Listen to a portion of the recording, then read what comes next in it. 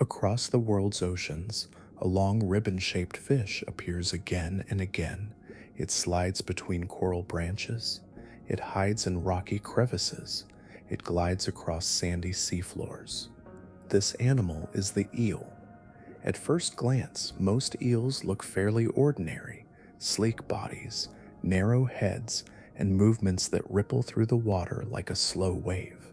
But something strange begins to happen as scientists follow these animals deeper into the ocean. The familiar shape begins to change. In shallow reefs, eels look balanced and controlled, slipping through coral and hunting small prey. Far below the reach of sunlight, their bodies start to transform. Some species develop jaws that open wider than their own heads. Others become so thin they resemble drifting threads in the water. A few grow teeth so large they cannot fully close their mouths. Several produce their own faint glow in the darkness. And one deep-sea species can swallow prey nearly its own size, despite appearing fragile enough to bend in half. The deeper researchers explore, the stranger many eel species seem to become. Bodies grow softer, bones grow lighter, jaws stretch into unfamiliar shapes, yet they all belong to the same ancient group of fish, connected by a body plan that has survived for millions of years. So why does that simple shape become more extreme the farther it descends into the ocean? What pressures in the deep sea push evolution toward forms that look almost unreal? In this story, we follow the eel body plan down through darker and deeper water to see how it changes along the way. Before we begin our descent, I always enjoy learning a little about the people listening. What kind of place are you watching from right now? Somewhere quiet at home, or somewhere busy with a lot going on around you? Share it in the comments. I always enjoy seeing where these stories are being heard. Our descent begins near the surface and follows the eel shape into deeper and darker water, in quiet classification rooms far from the shoreline. Long before any descent into darkness, the eel is first understood, not by movement, but by lineage. It rests within a group known as Anguilliformes, a name that gathers together hundreds of species under a single shared design. This design is not tied to one place or depth, but stretches across the planet, appearing in warm coastal reefs, winding rivers, and the open reaches of the sea.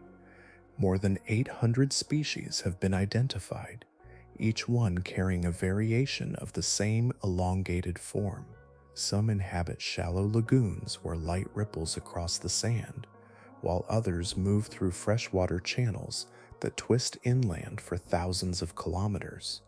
A few travel between both, crossing invisible boundaries between salt and fresh water, as if guided by a memory written deep within their bodies. Despite these differences in habitat, their structure remains quietly consistent, as though shaped by a single idea that has endured across immense spans of time. The body of an eel is long and continuous, with no sharp interruptions in its outline. Pelvic fins, common in many fish, are reduced or entirely absent, leaving behind a smooth, uninterrupted surface. This absence gives the eel a particular kind of freedom, allowing it to slip into spaces that would resist a more rigid form. Rocks, narrow crevices, layers of sediment, and the branching architecture of coral all become accessible pathways rather than barriers. Movement follows this same principle of continuity. Instead of relying on distinct fin strokes, the eel moves through a traveling wave that passes from head to tail.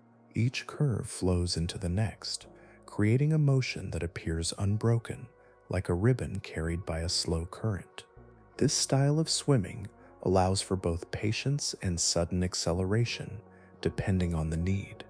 A body that seems almost still can, in an instant, coil into motion with surprising force. Though their shape often invites comparison to snakes, the resemblance is only surface deep.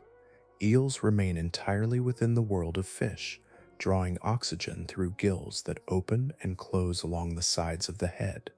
Water passes steadily over these structures, sustaining a rhythm that continues whether the eel is gliding through open water or resting within a hidden shelter. Beneath their smooth exterior, their anatomy follows the same essential patterns found in other fish, even as their outward form suggests something more unfamiliar. Many species spend much of their time concealed. The long body that defines them also allows them to vanish with ease.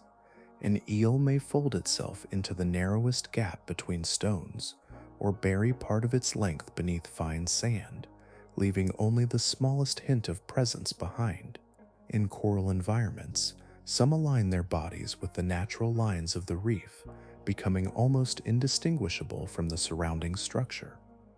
This tendency toward concealment is not an exception but a common thread, repeated across environments and species. The persistence of this body plan speaks to its effectiveness. For millions of years, it has remained largely unchanged, adapting not by abandoning its shape, but by refining it. Small variations appear, subtle shifts in proportion or texture, yet the core design endures. It is a form that balances flexibility with control, concealment with motion, simplicity with quiet precision. Across oceans and rivers alike, the eel carries this ancient blueprint forward. It does not rely on speed alone, nor on strength in the conventional sense, but on a kind of continuity that allows it to move through the world with minimal resistance. In this way, the eel is less defined by any single environment and more by its ability to enter many, maintaining its shape as conditions around it slowly change. Long before classification gave them a name, eels entered human awareness as brief, unsettling encounters. They appeared without warning along the edges of early journeys, slipping through nets or surfacing in shallow waters where sailors had expected more familiar forms of life.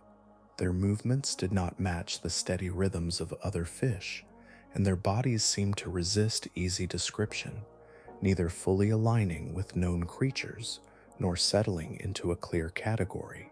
What remained were fragments of observation, passed between travelers and recorded in scattered accounts.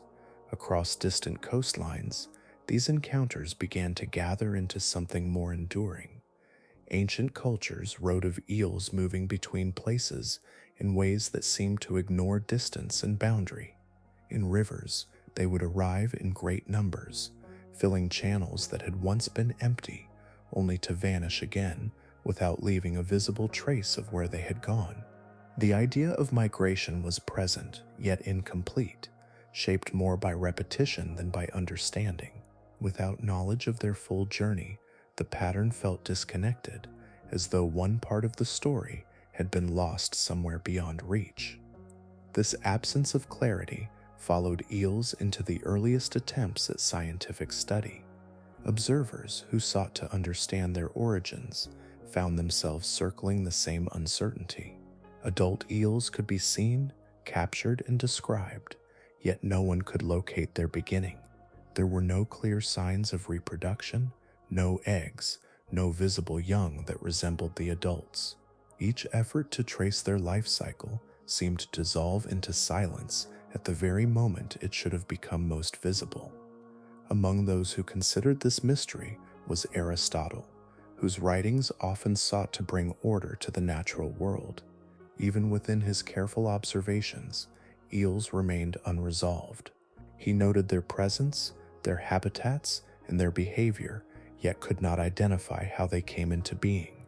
In the absence of evidence, explanation gave way to speculation.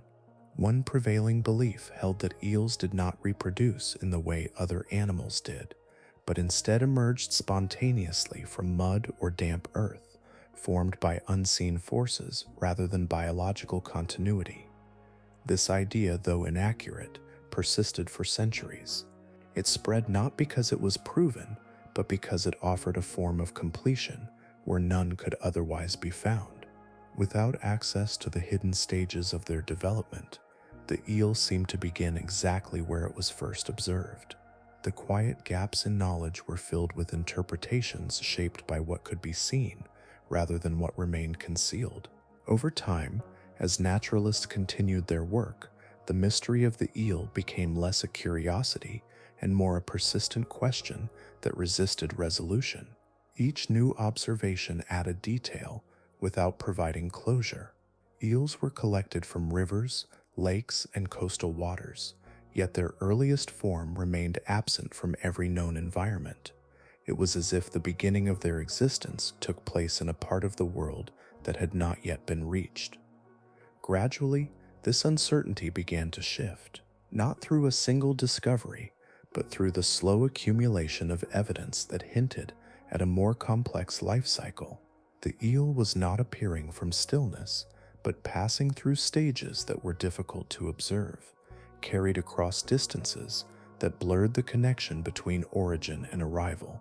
What once seemed like sudden emergence began to take on the shape of a hidden journey, one that unfolded beyond the range of early exploration. In this way, the first eels seen by scientists were never fully understood in their own time. They were glimpsed only in fragments, their story interrupted by the limits of observation. Yet within those fragments lay the outline of something continuous, a life that moved between places and forms with a quiet persistence, waiting to be followed more completely. At the beginning of an eel's life, there is no familiar outline, no trace of the elongated form that will later define it. Instead, the early stage drifts in the open ocean as something almost weightless, a body so thin and transparent that it seems less like an animal and more like a delicate fragment suspended in water. These larvae are known as leptocephali, a name that carries a sense of precision, yet does little to prepare the eye for what they resemble. Their shape is wide and flattened, with edges that taper gently, giving them the appearance of narrow leaves. Light passes through them with almost no resistance, revealing only the faintest suggestion of internal structure. Organs are present, yet subdued, arranged in a way that emphasizes transparency rather than solidity. In this stage, the eel does not yet carry the continuous form that will later allow it to move with controlled flexibility. It exists instead as a drifting body, guided more by the motion of water than by its own effort.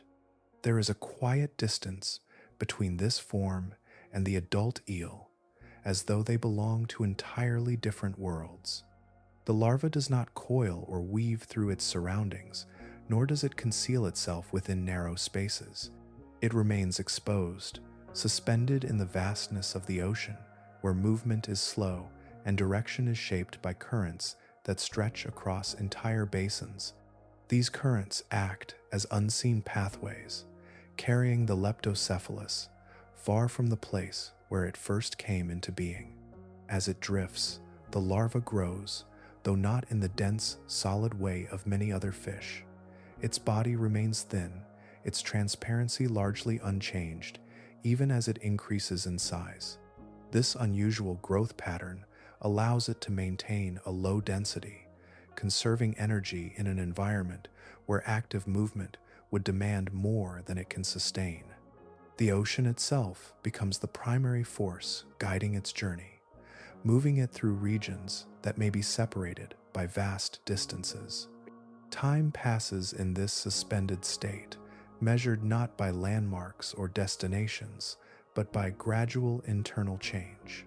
Within the transparent body, processes unfold that begin to reshape its structure.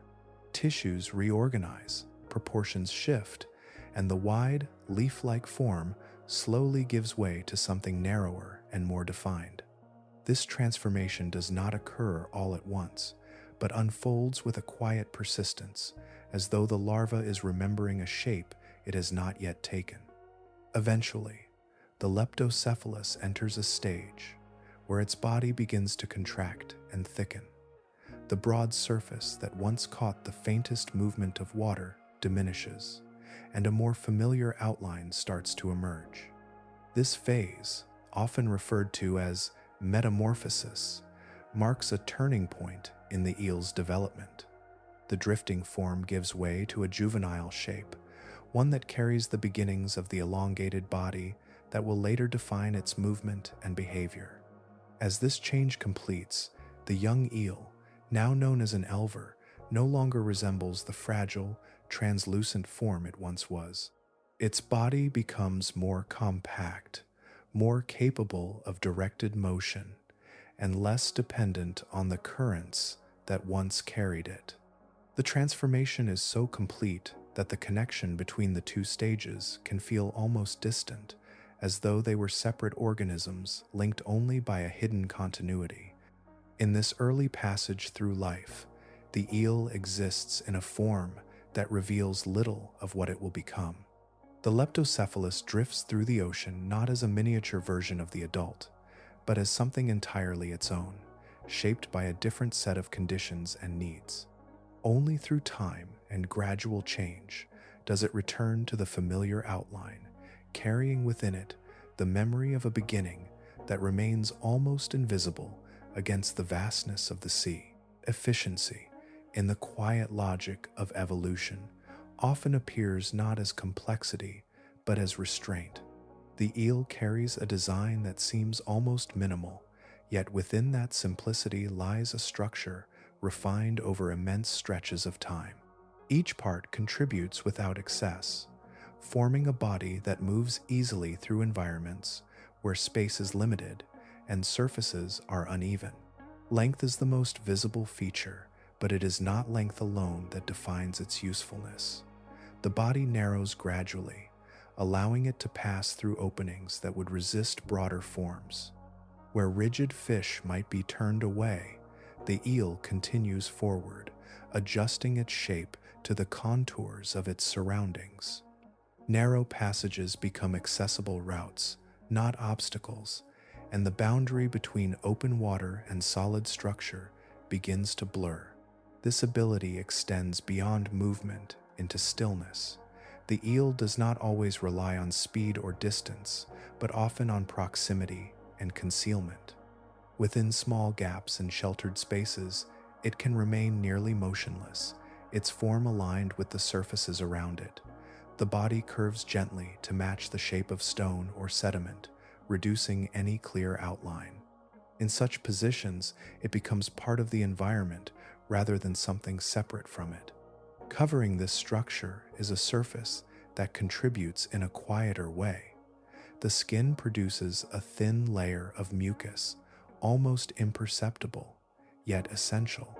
This coating reduces friction as the eel moves, allowing it to slide against rough surfaces without resistance. It also offers protection, forming a barrier between the body and the irregular textures it encounters. Movement becomes smoother, more efficient, requiring less energy to maintain. Beneath this surface, the eel's flexibility defines how it interacts with its surroundings. The body is supported by a series of small, interconnected vertebrae, each contributing to a continuous chain of motion. Rather than relying on a single point of force, movement is distributed along the entire length. This creates a fluid progression of motion that can adapt instantly to changes in direction or resistance. When the moment calls for it, this flexibility allows for sudden acceleration. The same body that rests quietly within a narrow space can, in an instant, generate a powerful wave of motion. The force travels along the length, amplifying as it moves, until it produces a rapid forward surge. This burst is brief, yet precise, directed exactly where it is needed. Energy is not wasted in prolonged pursuit, but concentrated into short, effective movements. The combination of these traits creates a balance between patience and action. The eel does not need to rely on constant motion to survive. It can remain still for extended periods, conserving energy while waiting for the right moment.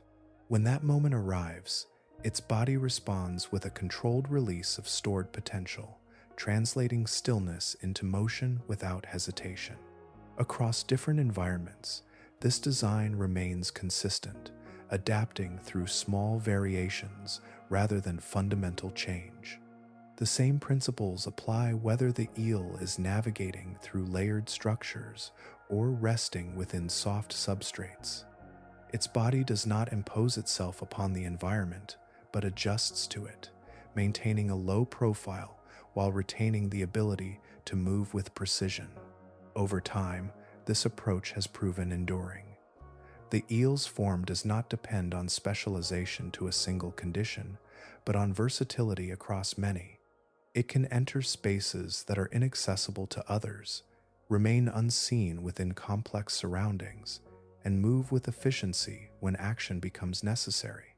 In this way, the eel body plan continues forward, shaped not by excess, but by a quiet refinement that allows it to persist across changing conditions. Color often reveals them before shape does.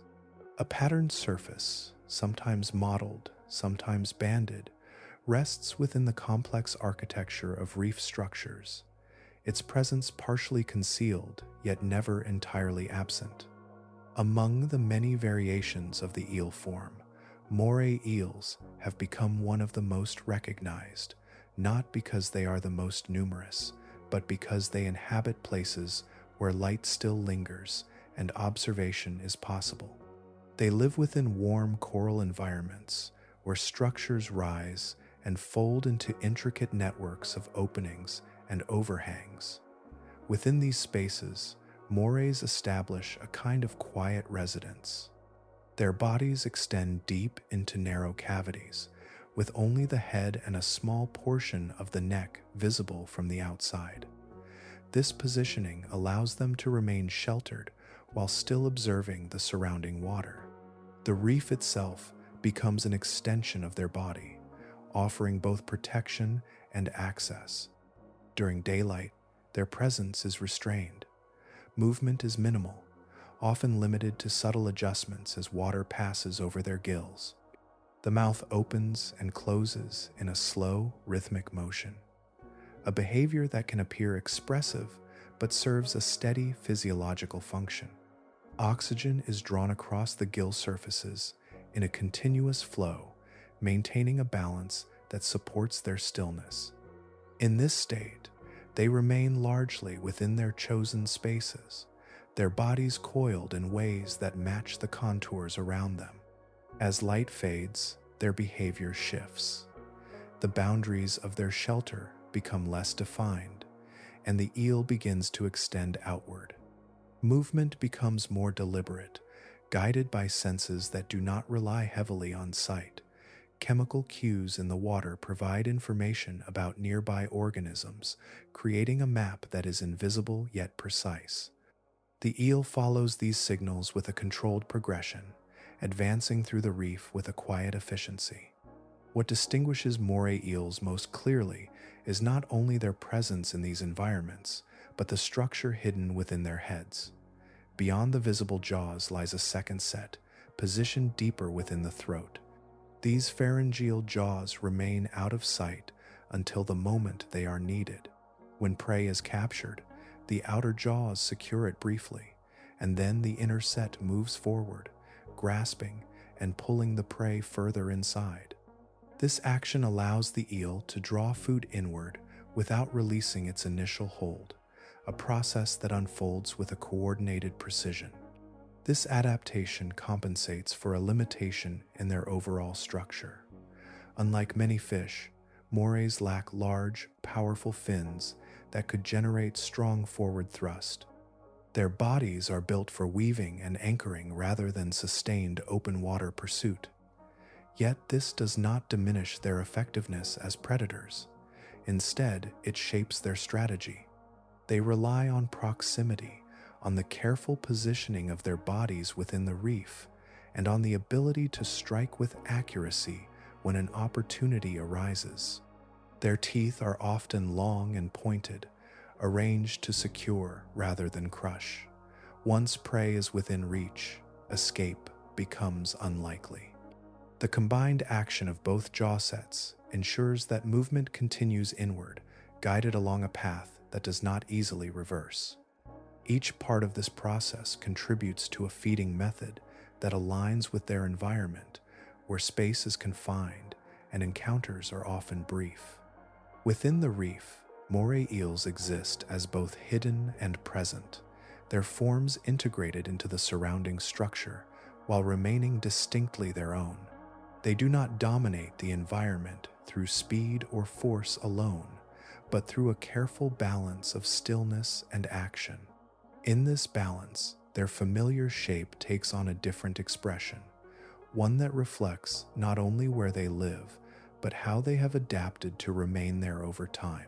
There is a depth where brightness loosens its hold, not all at once, but in a gradual thinning that is easy to miss at first. Colors soften, then begin to withdraw, leaving behind a narrower range of tones.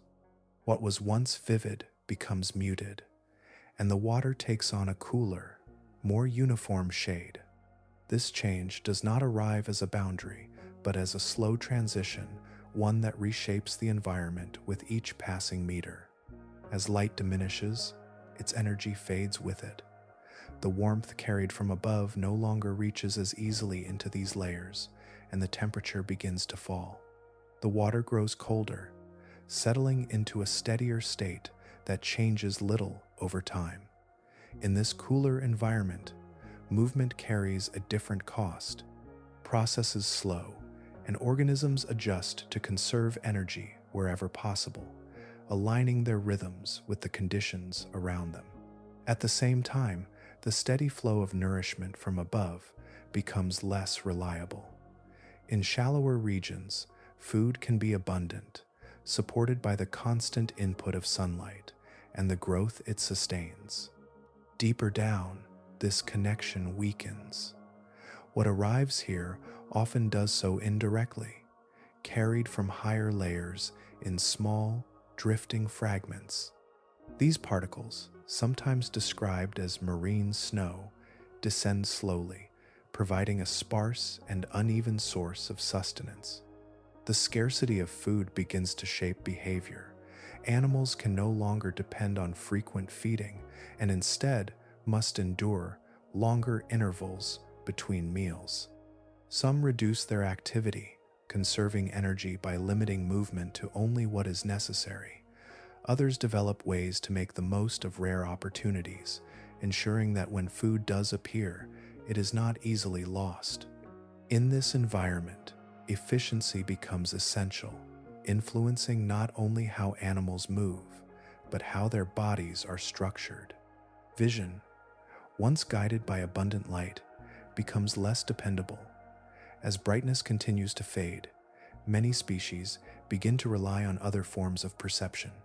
Sensitivity to subtle vibrations in the water increases, allowing organisms to detect movement from a distance.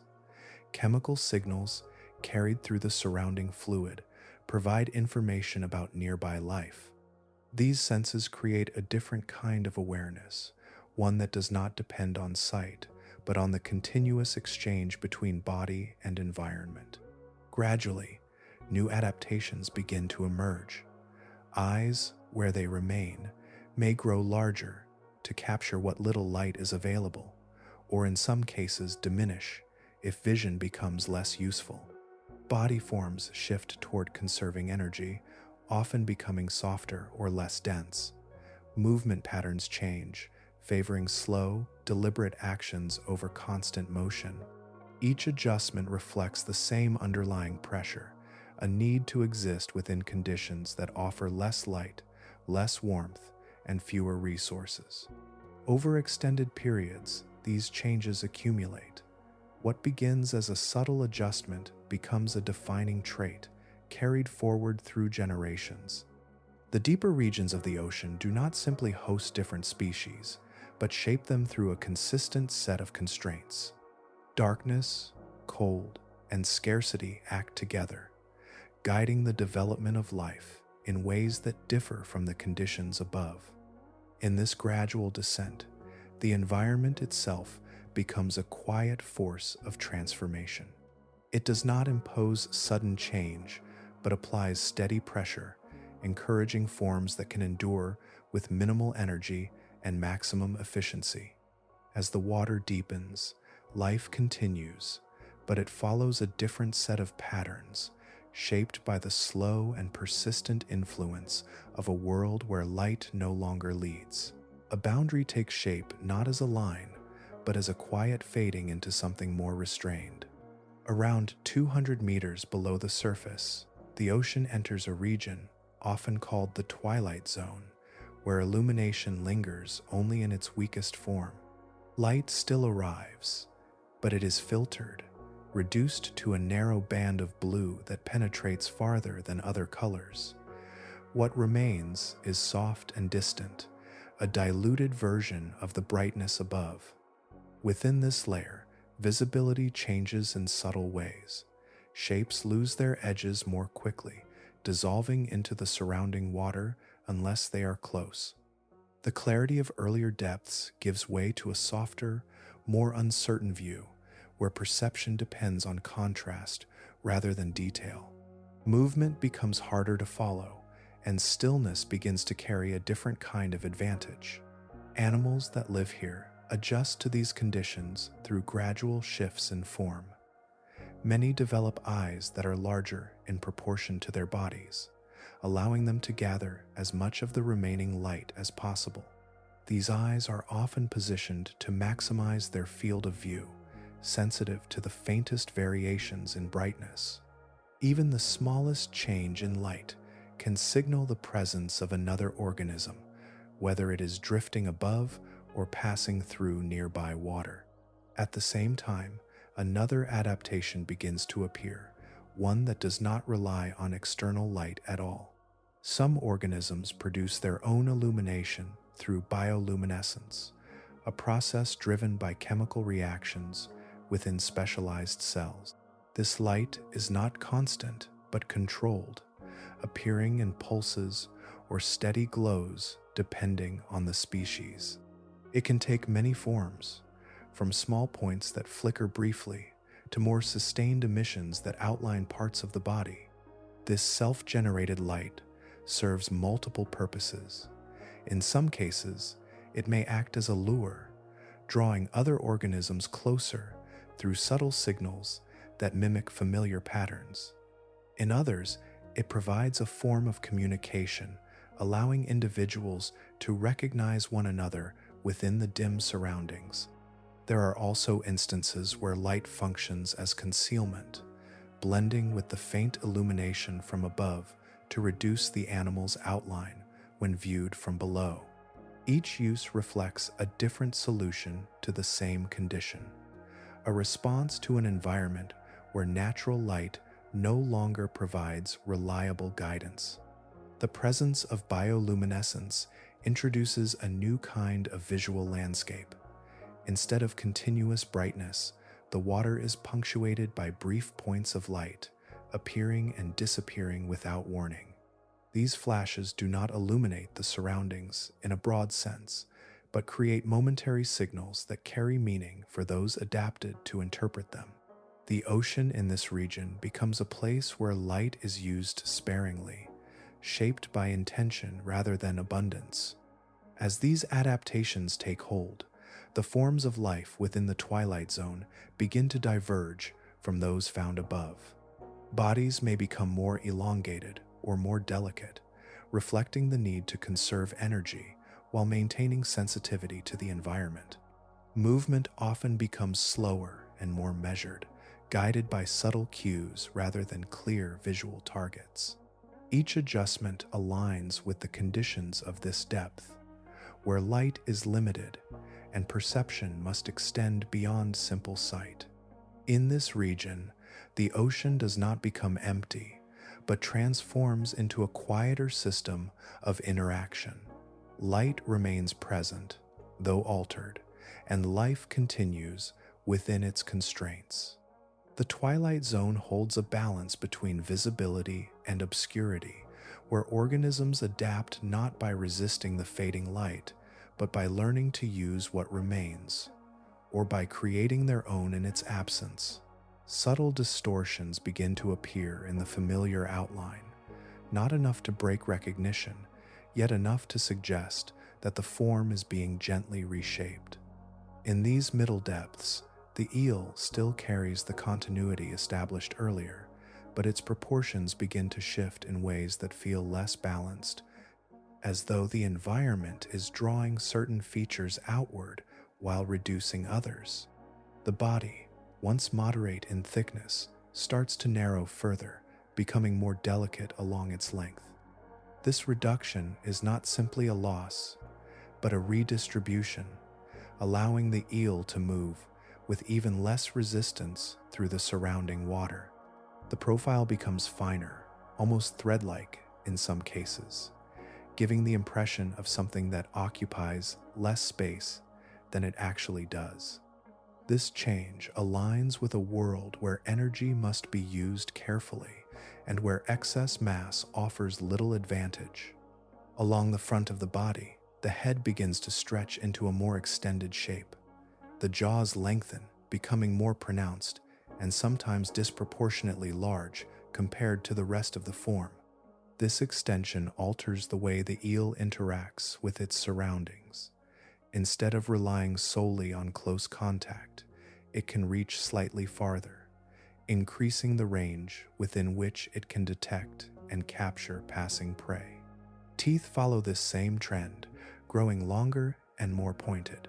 Their arrangement becomes more specialized, angled in ways that make retreat difficult once contact is made. These teeth are not designed for crushing or tearing in a broad sense, but for securing, ensuring that whatever is captured remains held within a narrowing path. Each tooth contributes to a structure that favors retention over force, reflecting the conditions where opportunities are limited and must be preserved. The overall effect of these changes is a form that appears more exaggerated than those found closer to the surface. Proportions stretch beyond what might be expected, creating silhouettes that seem slightly out of alignment with earlier impressions of the eel shape. Yet, beneath this alteration, the underlying structure remains consistent, adjusted rather than replaced. The body still moves in continuous waves, and the same foundational design persists, even as its features become more pronounced. These transformations do not occur abruptly. They emerge gradually, shaped by the steady influence of the environment. Each generation carries forward slight variations, and over time, these accumulate into noticeable differences. What begins as a subtle elongation or thinning becomes a defining characteristic, marking the transition from more familiar forms to those that feel increasingly distinct. In this region, the eel begins to reflect the pressures of depth more clearly. The balance between concealment and movement shifts, favoring designs that can operate efficiently in a space where encounters are less frequent and conditions are more demanding. The body becomes a tool shaped by scarcity, extending its reach and refining its grip on the rare opportunities that pass within range. There is a sense that the form is being drawn towards something further, as though these changes are part of a larger progression that continues beyond what is visible here. The eel in these depths does not represent an endpoint, but a stage along a path where each adjustment hints at further transformation. The familiar shape, once stable and consistent, now carries within it the beginnings of a more unusual expression, one that will continue to evolve as the descent moves deeper into the ocean. Color arrives here not as a subtle variation, but as a striking presence that seems almost separate from the surrounding water. Against the softer tones of the reef, the ribbon eel appears with a clarity that draws attention to its form before any movement is noticed. Its body is remarkably thin, extending into a narrow line that holds its shape with delicate precision, as though drawn across the water rather than fully occupying it. This slender structure gives the eel an appearance that feels unusually light. The body does not suggest weight or density, but instead carries a sense of suspension, as if it could drift with the smallest disturbance. Bright hues run along its length, often in shades that contrast sharply with the environment, creating a vivid outline that remains visible even when the rest of the reef recedes into softer patterns. The head, slightly wider than the body, adds a distinct focal point, with extended nasal structures that give it a form unlike other eels encountered nearby. Movement follows a different rhythm here, shaped by both form and behavior. The ribbon eel does not rely on constant travel through open space. Instead, it often anchors itself within a burrow, a narrow opening in the substrate where most of its body remains hidden.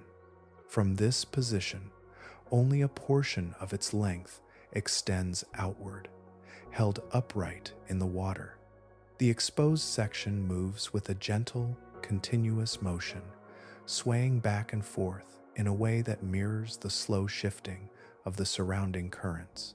This motion resembles a loose strand carried by water, bending and returning without sharp changes in direction. The body does not push forward with force, but responds to the environment with a kind of quiet elasticity. Each movement appears unhurried, yet controlled, maintaining a steady presence just beyond the entrance of its shelter. In this posture, the eel occupies a boundary between concealment and exposure, present enough to interact with passing life, yet protected by the narrow space behind it. Feeding occurs within this balance. The ribbon eel does not pursue prey over long distances, but instead waits within its chosen position, allowing movement in the water to bring opportunities closer. Sensory cues guide its attention, subtle changes that signal the approach of another organism. When the moment aligns, the body responds with a quick extension, a brief departure from its otherwise fluid motion, directed with precision toward the passing target. The burrow remains central to this behavior, not only as a place of shelter, but as a fixed point around which activity is organized. The eel returns to it repeatedly, maintaining a connection that defines its presence within the environment. Over time, this repeated pattern creates a rhythm, a cycle of extension and withdrawal that unfolds without abrupt change. Among the many forms that eels take in shallower regions, the ribbon eel stands apart through this combination of structure and color. Its elongated body reaches an extreme of thinness, while its surface carries a brightness that contrasts with the more muted tones of its surroundings. These traits do not exist in isolation, but are integrated into a way of life that depends on both visibility and restraint. In this setting, the familiar eel shape takes on a more refined expression, stretched into a line that moves with quiet continuity. The ribbon eel does not abandon the underlying design shared by others, but reshapes it into something more delicate, more visually distinct. Within the broader pattern of variation, it offers a glimpse of how far the basic form can extend, even before the descent continues into deeper and more altered waters. A line appears in the water so fine it almost disappears when seen from the side, present only when it catches a trace of light or crosses a darker background. This is the form taken by the snipe eel, a shape that seems reduced to its simplest expression, stretched and narrowed until it approaches the limits of visibility. It does not present itself with bold color or strong contrast, but with a quiet subtlety that makes it easy to overlook unless attention lingers. The body is extraordinarily thin, closer to a filament than to the fuller shapes seen before. It maintains a gentle curvature along its length, yet the width remains so slight that it suggests a structure designed to minimize presence. Each segment contributes to an overall impression of delicacy, though the animal itself remains fully capable within its environment. Movement through the water does not require broad displacement, only the smallest adjustments, allowing it to pass with minimal disturbance. At the front, the head extends into a long, narrow projection, forming jaws that appear almost disproportionate to the rest of the body. These jaws taper into fine points, creating a silhouette that resembles a slender instrument more than a typical mouth. Their length increases the reach of the eel, extending its interaction with the surrounding water beyond what its body alone would allow. Along these extended jaws, the teeth are arranged in a pattern that reinforces their function. Each tooth angles backward, forming a series of small hooks that align toward the interior. This orientation does not favor cutting or crushing, but rather holding. When contact is made, the structure guides the prey inward, reducing the chance of escape. The design reflects a precise adaptation, one that operates effectively within the constraints of this environment. Rather than relying on active pursuit, the snipe eel often drifts through the water, its motion shaped by slow currents. This drifting is not passive in the sense of inattention, but a method of conserving energy while remaining positioned within the flow of potential encounters. The body aligns with the movement around it, maintaining stability without constant effort. In this state, it becomes part of the surrounding motion, moving with the same gradual rhythm as the water itself. As it drifts, the elongated jaws remain slightly open, ready to respond to the presence of small organisms carried along similar paths. The environment provides a continuous stream of minute life, suspended and transported through the depths. The eel interacts with this flow, capturing what passes within reach through brief, precise movements that interrupt its otherwise steady motion. The overall form of the snipe eel suggests a balance between extension and reduction. The body becomes narrower, reducing resistance and energy use, while the jaws extend outward, increasing the area within which it can interact. These two directions, one inward toward minimal structure and the other outward toward functional reach, combine to create a shape that feels both simplified and specialized. Within this balance, the eel maintains continuity with the broader pattern of its kind, yet expresses it in a way that feels distinctly altered. The familiar undulating motion remains, though more subtle, and the underlying structure persists even as proportions shift. It is a variation that emerges not from sudden change, but from gradual refinement, guided by the quiet pressures of its surroundings. In these deeper waters, the snipe eel moves as a narrow presence, shaped by conditions that favor efficiency and precision over excess. Its form reflects a careful adjustment to a world where space is vast, encounters are infrequent, and success depends on the ability to interact with what passes by, rather than to seek it out directly. Beyond a certain depth, the last traces of filtered blue diminish until they no longer register at all. Illumination does not weaken further here. It simply ends, leaving a space where light from above no longer reaches. The water becomes uniform in its darkness, and vision, as it once functioned, loses its primary source. In this absence, the environment shifts into a different kind of awareness, one that does not depend on brightness or contrast. Without light to guide them, organisms rely on other signals carried through the water. Chemical traces disperse slowly, forming gradients that can be followed with careful sensitivity. These signals provide information about nearby life, about movement that has occurred moments before, about presence that cannot be seen. The ability to interpret these cues becomes central, allowing animals to navigate and locate one another within a space that offers no visual reference. At the same time, vibration takes on greater importance. Even the smallest motion sends ripples through the surrounding water, subtle disturbances that travel outward and can be detected by specialized sensory systems. These vibrations form a kind of map, not fixed or visible, but constantly shifting as organisms move and interact. For those adapted to perceive it, this map offers a continuous stream of information, replacing the role that sight once held. Alongside these forms of perception, light returns in a different way, generated from within rather than received from above. Certain species develop organs capable of producing illumination through controlled chemical reactions.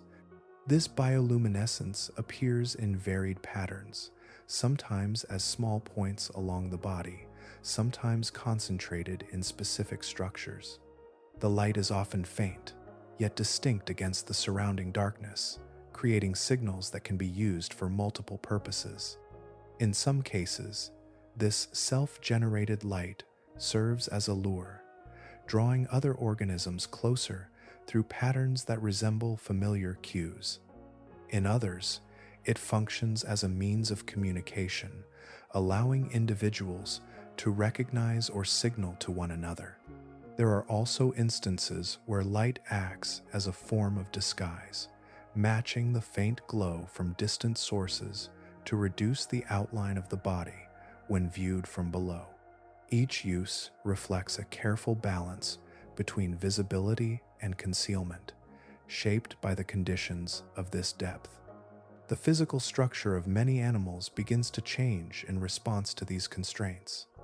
Bodies often become softer, less rigid, reducing the energy required to maintain their form.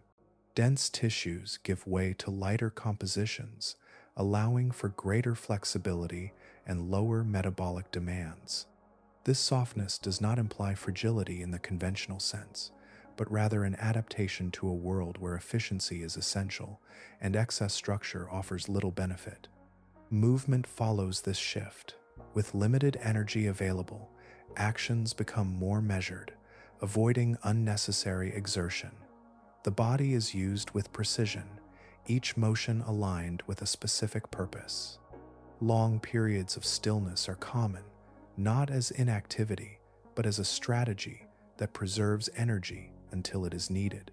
When movement does occur, it is often brief and directed, minimizing effort while maximizing effect. In this environment, the absence of light reshapes not only how animals perceive their surroundings, but how they exist within them. The ocean here is not empty, but filled with interactions that unfold beyond sight, guided by signals that move through water in quiet, continuous ways. Bodies become attuned to these signals, adjusting their form and function to align with a space where darkness is constant. As depth increases, life continues to adapt, not by resisting the conditions it encounters, but by integrating them into its design. The loss of sunlight becomes a defining influence, shaping organisms that operate within its absence, using other means to sense, to move, and to survive. At certain depths, proportion itself begins to lose its familiar balance, and one feature can come to define the entire body. In the gulper eel, the mouth becomes the central structure, extending far beyond what the rest of the form might suggest. It does not simply open and close in the usual rhythm, but unfolds into a wide, expansive shape that dominates the head, as though the body has been arranged around this single function. When at rest, the eel appears narrow and elongated, its body tapering gently toward the tail. The head, though larger than expected, gives only a partial indication of what it can become. The jaws remain closed, forming a compact outline that conceals their full extent. Yet, within this structure lies the ability to expand dramatically, transforming the shape of the eel in a moment that is both controlled and precise. As the jaws open, they extend outward and downward, creating a broad, curved surface that resembles a loose net suspended in the water. This expansion is not rigid, but flexible, supported by elongated bones and connective tissue that allow the mouth to stretch far beyond its resting size. The lower jaw, in particular, can swing forward, increasing the volume of the opening and allowing the eel to encompass a space much larger than its body might imply. This adaptation aligns with the conditions of the surrounding environment, where encounters with prey are infrequent and unpredictable. Instead of relying on repeated attempts, the gulper eel is shaped to take advantage of a single opportunity when it arises. The wide opening of the jaws allows it to capture not only individual organisms, but also the water around them, increasing the likelihood that whatever passes within range will be drawn inward.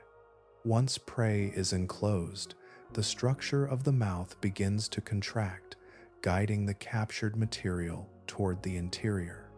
The eel does not rely on speed alone, but on the volume it can control, using the expansion and contraction of its jaws to secure what it has gathered. This process unfolds smoothly, without abrupt motion, maintaining the same fluid continuity that defines the broader eel form. Beyond the mouth, the body itself carries a similar capacity for change.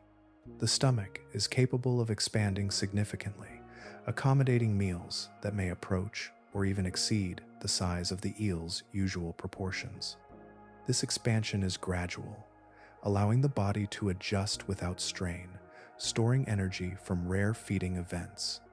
In an environment where food is not consistently available, this ability becomes essential, enabling the eel to sustain itself over extended periods. At the far end of the body, a small point of light may appear, produced by a specialized organ at the tip of the tail. This faint glow introduces a subtle contrast against the surrounding darkness, creating a signal that can attract attention. The light is not constant in intensity, but can vary, drawing nearby organisms closer through a quiet suggestion of movement or presence.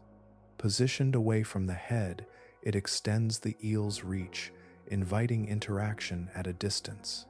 The overall form of the gulper eel reflects a shift toward expansion and capture, where the boundaries of the body are no longer fixed, but capable of extending outward when needed. The familiar, elongated shape remains, yet it is transformed by the scale and flexibility of its features. Each part contributes to a system that operates within the constraints of its environment, emphasizing opportunity over frequency. In this deeper region, the eel's design becomes more pronounced, its proportions shaped by the demands of scarcity and the need to secure what is rarely encountered. The gulper eel embodies this shift, carrying a form that stretches beyond expectation, yet remains aligned with the quiet logic of survival in a space where each encounter carries greater weight. In the deeper layers, where pressure settles evenly and movement slows to a measured drift, the pelican eel takes on a form that seems shaped by extension rather than balance. Its body narrows into a long, delicate line, almost thread-like in places, giving the impression of something lightly held together, as though it could bend without resistance. This slender structure contrasts with what lies at the front, where the head expands into a proportion that feels far removed from the rest of the body. The mouth defines this eel in a way that is difficult to overlook once it unfolds. When closed, it appears modest, contained within a shape that does not fully reveal its capacity. Yet the structure is built to open far beyond its resting size, stretching outward into a wide, rounded form. The lower jaw extends downward and forward, creating a large, flexible enclosure that can surround a volume of water much greater than the eel itself. This expansion is supported by elongated bones and elastic connective tissue, allowing the mouth to widen without losing control. The edges curve gently, forming a boundary that is both soft and precise, capable of enclosing whatever enters its reach. Unlike forms that rely on speed or force, this structure operates through scale, increasing the likelihood that passing organisms will be captured within its opening. The body behind this expansive head remains thin and seemingly fragile, with a surface that reflects very little light. It tapers gradually, maintaining a consistency that emphasizes length over mass. Movement through the water is subtle, often guided more by the surrounding currents than by active propulsion. The eel does not need to travel quickly or far, but instead positions itself within the flow, allowing encounters to occur as part of the environment's natural motion. At depths reaching thousands of meters below the surface, conditions remain stable in a way that differs from the shifting layers above. Light no longer plays a role, and temperature changes little across distance. In this steady environment, life adjusts to a slower pace, where energy is conserved and opportunities are taken as they arise. The pelican eel reflects this balance, its form adapted to function within a space where movement is measured and encounters are infrequent. When prey approaches, the eel responds with a controlled expansion of its jaws, creating a sudden increase in volume that draws in both water and organism together. This action does not rely on rapid pursuit, but on timing and positioning. The mouth encloses the space, and as it contracts, the contents are guided inward. The process unfolds smoothly, maintaining the same continuity of motion seen throughout the eel's body. The overall structure of the pelican eel emphasizes contrast between its delicate length and its expansive feeding apparatus. The body appears almost insubstantial, yet it supports a mechanism capable of handling large volumes relative to its size. This contrast is not a contradiction, but a reflection of the environment in which it exists, where efficiency is achieved through selective expansion rather than constant exertion. Within these depths, the eel form continues to evolve, extending its features in ways that reflect the pressures of its surroundings. The pelican eel does not abandon the underlying design shared by others, but reshapes it into something that operates on a different scale. Its presence is quiet, its movement restrained, yet within that stillness lies a structure capable of sudden transformation, aligned with the rhythms of a world far removed from the surface. A narrow opening runs beneath the head, subtle at first glance, yet central to the identity of the cutthroat eel. It is this elongated slit that gives the animal its name, a feature that remains closed and understated when the eel is at rest, blending into the contours of the body.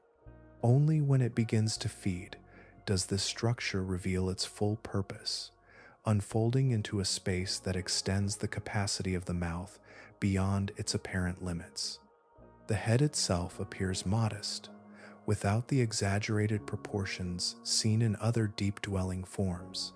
Its outline remains streamlined, aligned with the long, tapering body that follows behind it.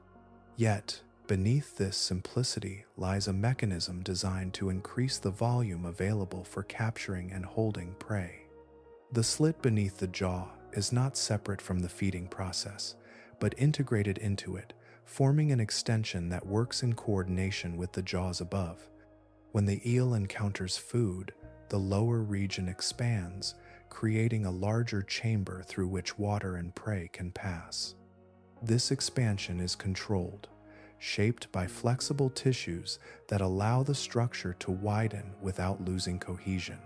The effect is one of quiet transformation, where the boundaries of the mouth shift to accommodate what enters, then return to a more compact form once the process is complete.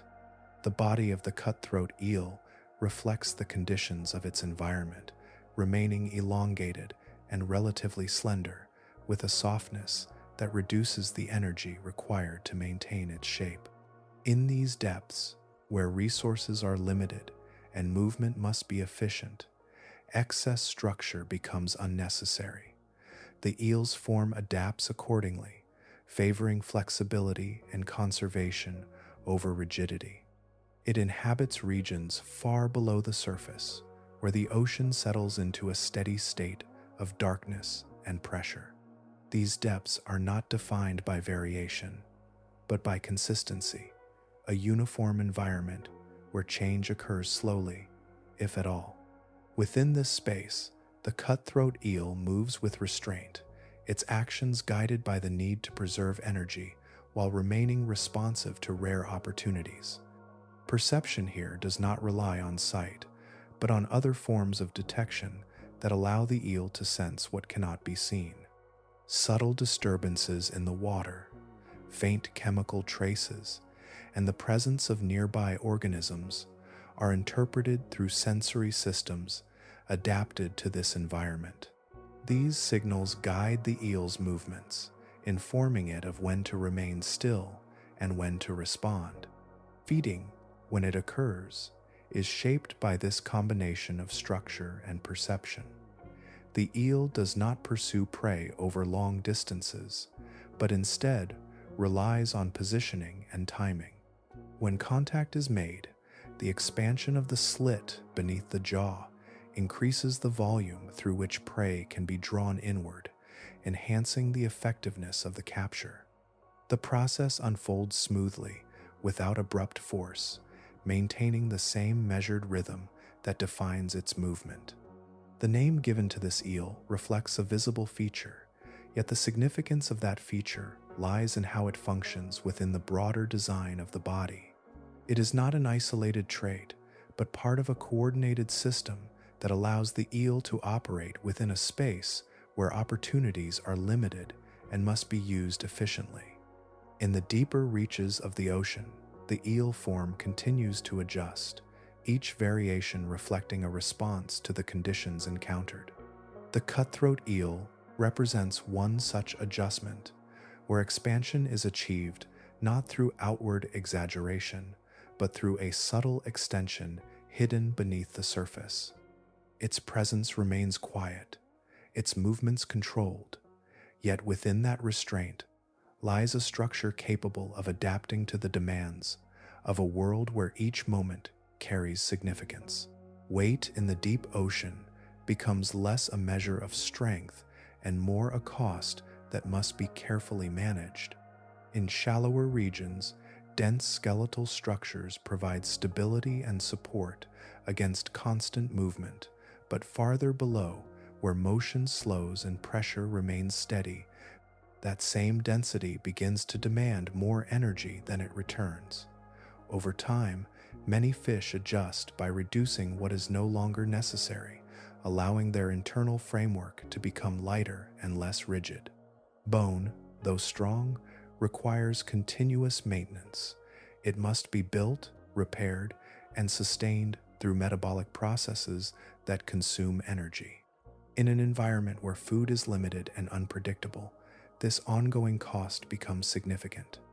The body responds by shifting toward structures that require less upkeep, favoring reduced mineralization and thinner skeletal elements.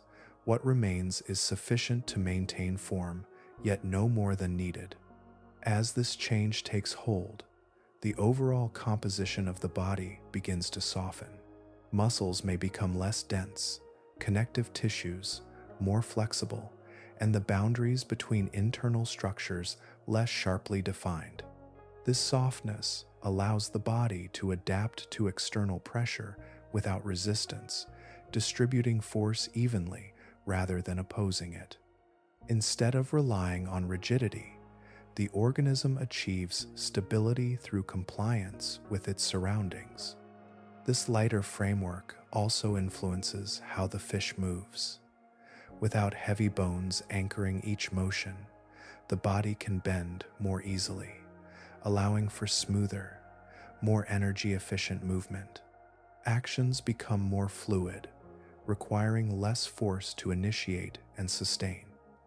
In a setting where conserving energy is essential, even small reductions in effort contribute to long-term survival. Feeding further reinforces this shift.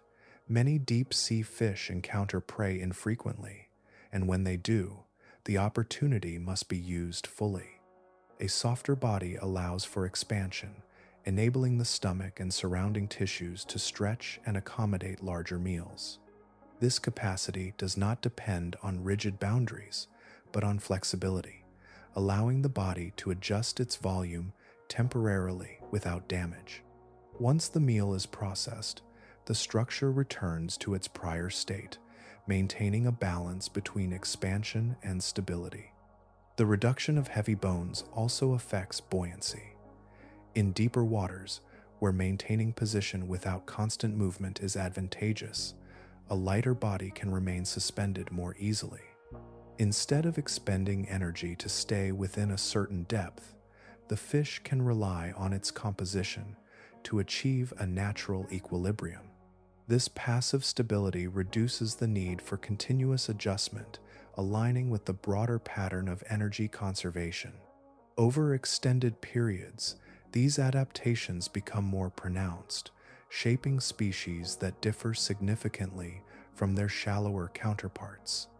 The skeletal system, once a dominant feature, recedes into a supporting role, providing structure without excess.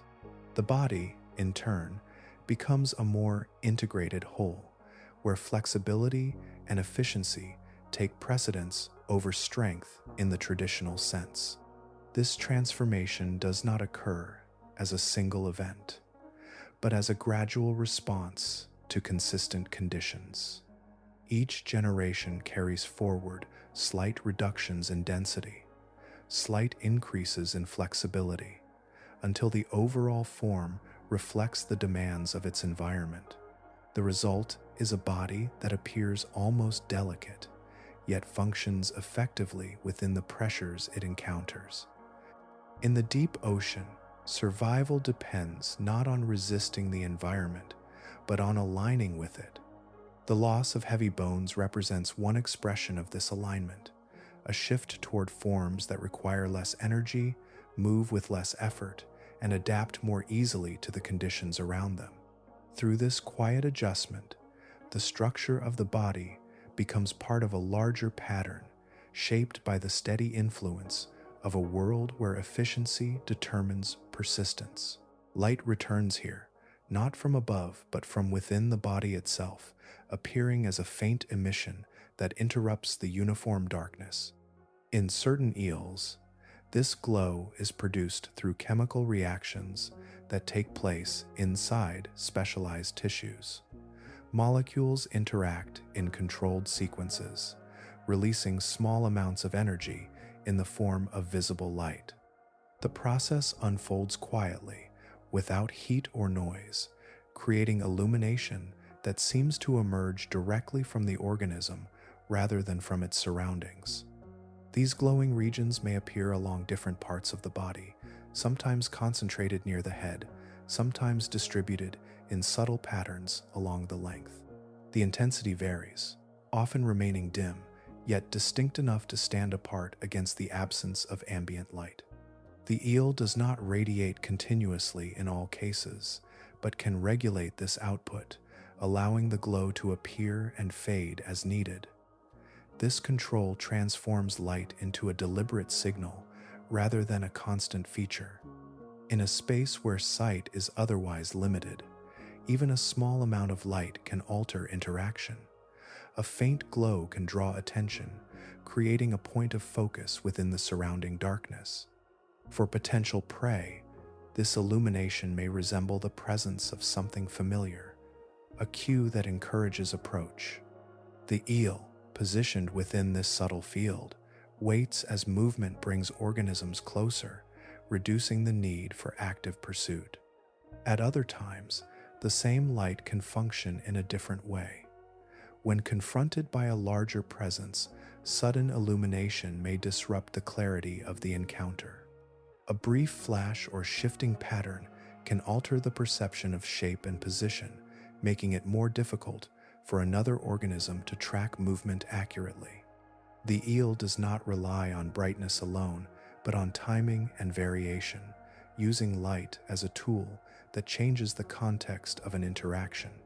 The placement of these glowing structures often reflects their purpose.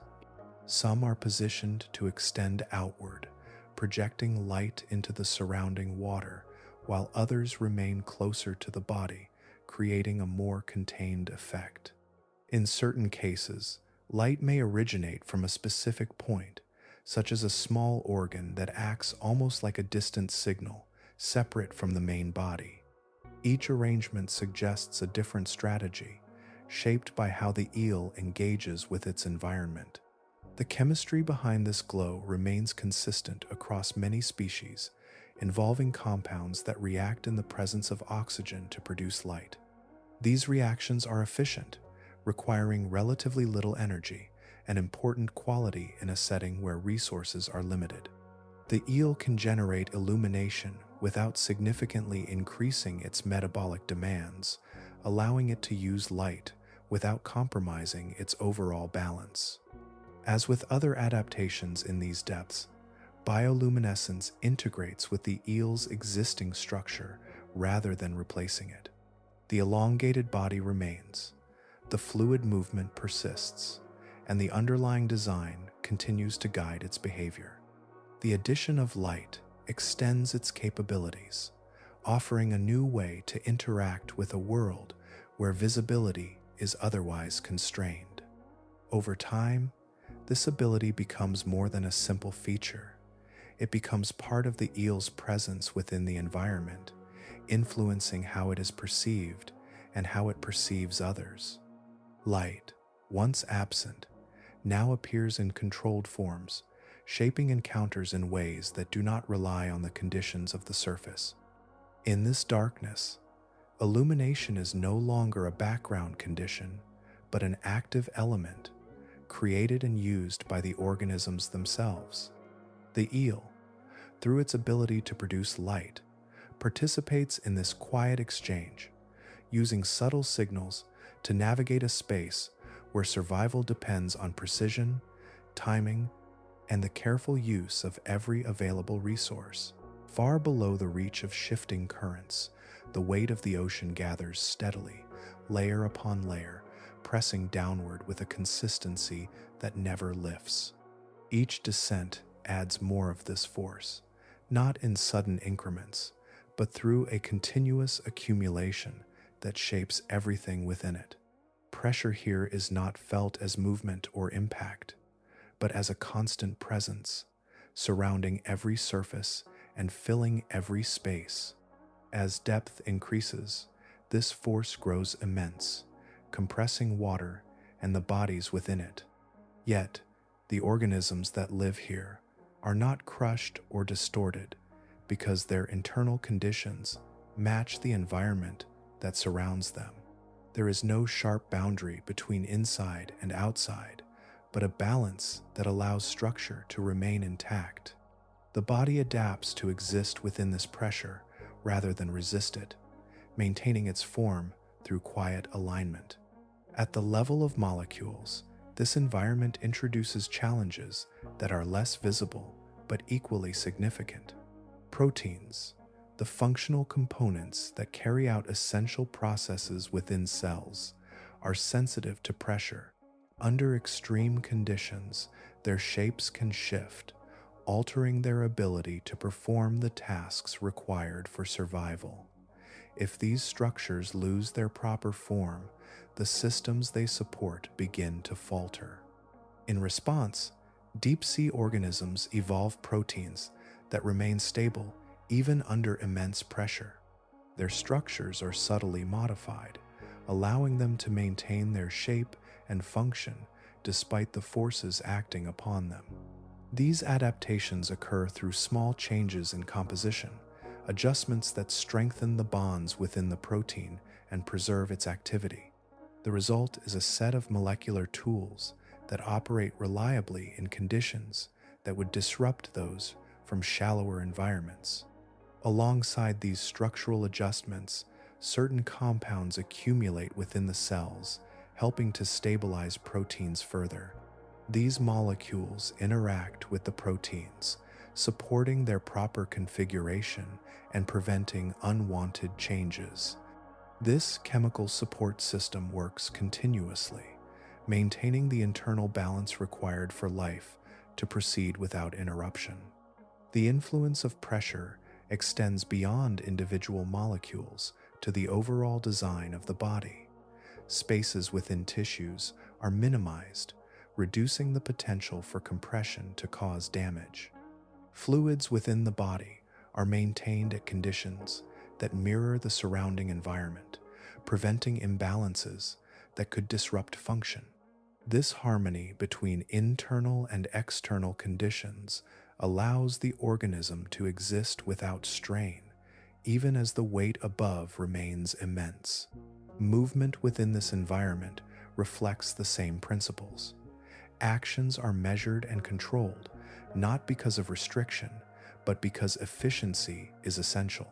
The body operates within a space where every motion must align with the conditions it encounters. There is no advantage in sudden force or rapid change, only in maintaining stability and conserving energy. Over time, these adaptations become fully integrated into the organism's biology. They are not temporary responses, but enduring features that define how life persists at depth. Each generation carries forward the molecular and structural traits that allow it to function within this constant pressure, refining them further through gradual change. In this way, the deep ocean shapes life from the smallest scale to the largest. Pressure does not act as a barrier, but as a condition that guides the form and function of every organism within it. Through alignment rather than resistance, life continues, supported by structures that remain stable, flexible, and precisely suited to a world where weight is ever present and unchanging. In these depths, nourishment does not arrive in abundance or in clear cycles, but as a slow and irregular descent of tiny particles drifting down from far above. This constant yet sparse fall is often called marine snow, a mixture of organic fragments, microscopic life, and remnants of processes that occurred in distant layers. Each piece moves gently through the water, settling gradually, never gathering into anything substantial, yet forming the primary source of energy for much of the life below. The particles are small, often barely visible, and widely dispersed. They do not create dense fields of food, but rather a scattered presence that must be encountered one fragment at a time. Organisms that depend on this material must remain attuned to its presence, adjusting their position or behavior to intercept what drifts within reach. The process is not one of active searching in the usual sense, but of alignment with the slow movement of the environment itself. For many animals, this steady but minimal input is not sufficient on its own. Larger meals do exist, yet they occur rarely and without warning. A passing organism, a drifting carcass, or a sudden encounter may provide a significant source of energy. But such events are unpredictable. The deep ocean does not offer regular opportunities, and so each encounter must be used fully when it arises. Between these rare moments, long intervals pass with little or no feeding. During these periods, the body shifts into a state of conservation, reducing activity to preserve stored energy. Movement becomes minimal, limited to what is necessary for maintaining position or responding to immediate stimuli. Internal processes slow, aligning with the reduced availability of resources. This adjustment is not a sign of weakness, but a deliberate strategy, allowing the organism to extend its survival across extended spans of time. Storage plays an important role in this balance. When food is obtained, the body is capable of retaining and distributing that energy over long durations. Tissues may expand to accommodate a large intake, then gradually release nutrients as needed. This capacity allows the organism to bridge the gap between feeding events, maintaining function even when external input is absent. Behavior also reflects this pattern. Many animals remain still for extended periods, their presence blending into the surrounding water. By reducing unnecessary movement, they avoid expending energy that cannot be easily replaced. When activity does occur, it is often brief and purposeful, directed toward a specific opportunity rather than sustained over time. Each action is measured, aligned with the need to balance expenditure against potential gain. Perception remains active even during these quiet intervals. Subtle cues in the water continue to be monitored, providing information about possible sources of food. The ability to detect faint chemical signals or slight disturbances becomes essential, guiding the organism toward opportunities that might otherwise pass unnoticed. In this way, stillness does not equate to inactivity, but to a state of readiness within restraint. Over time, these patterns shape both the body and behavior of deep-sea life. The need to survive with minimal input encourages forms that are efficient, flexible, and capable of enduring extended periods without replenishment. The environment does not support excess, and so each adaptation reflects a careful balance between what is gained and what is used. In this quiet descent of nourishment, life persists through patience and precision. The ocean at these depths offers little, yet within that limitation, organisms continue to exist, guided by rhythms that unfold slowly, sustained by the smallest of arrivals from a distant and unseen surface. Form follows opportunity in a place where encounters are few, and the body adapts not for frequency, but for possibility. In these depths, predators are shaped by the need to respond fully when a chance appears, rather than to rely on repeated attempts. The structure of the mouth becomes central to this strategy, expanding beyond what might seem proportionate, allowing the animal to interact with a larger volume of its surroundings. A wider opening increases the area through which prey can be captured. Instead of depending on precise alignment with a single target, the predator can encompass a broader space, improving the likelihood that whatever passes nearby will be drawn inward. This approach reduces the dependence on speed or sustained pursuit, shifting the emphasis toward timing and positioning. When movement occurs, it is directed toward enclosing rather than chasing. The jaws themselves are often built with flexibility in mind. Bones elongate and connect through joints that allow for a greater range of motion, while surrounding tissues stretch to accommodate expansion. This design enables the mouth to open far beyond its resting shape, creating a temporary structure that extends outward into the water. The action is controlled, unfolding smoothly as the predator responds to a passing presence. Once prey is within this expanded space, the structure begins to contract, guiding it toward the interior. Teeth, when present, are arranged to assist in this process, angled to prevent retreat rather than to tear or crush. The goal is not to process the prey immediately, but to secure it, ensuring that the rare opportunity is not lost.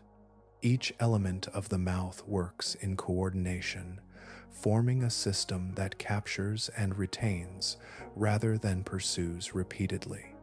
Beyond the jaws, the internal capacity of the body reflects the same principle.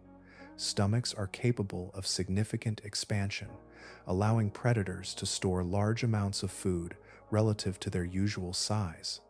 This ability is not a constant state, but a temporary adjustment, activated when a meal becomes available. The body stretches to accommodate the intake, then gradually returns to its prior form as the stored energy is processed over time.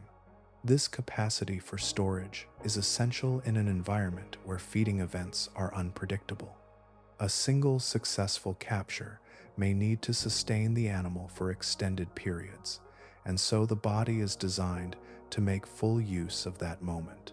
Nutrients are distributed slowly, supporting metabolic processes while minimizing waste.